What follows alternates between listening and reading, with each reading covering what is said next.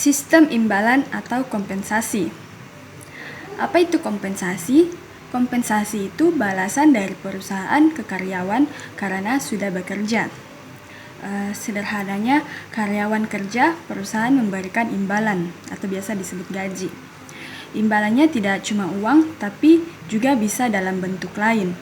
Kenapa sistem imbalan itu penting?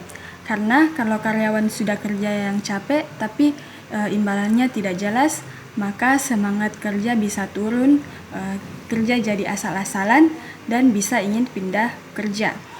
Jadi, kompensasi penting supaya karyawan merasa dihargai. Bentuk sistem imbalan atau kompensasi. Kompensasi itu ada beberapa bentuk. Yang pertama, gaji atau upah, uang yang diterima karyawan setiap bulan atau harian.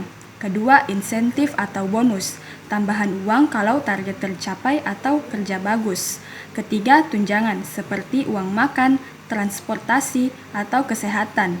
Keempat, imbalan non-uang, misalnya pujian, penghargaan, cuti, atau lingkungan kerja yang nyaman. Selanjutnya, tujuan sistem imbalan.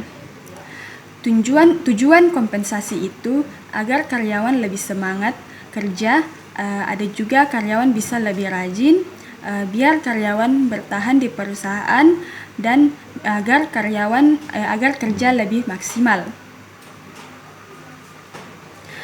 Dampak sistem imbalan yang baik. Jika sistem imbalan baik, maka karyawan bisa puas, kinerja meningkat, hubungan kerja lebih baik. Perusahaan pun ikut lebih maju. Dan kalau sistem imbalan itu tidak adil, karyawan bisa kecewa, banyak keluhan, kerja tidak maksimal.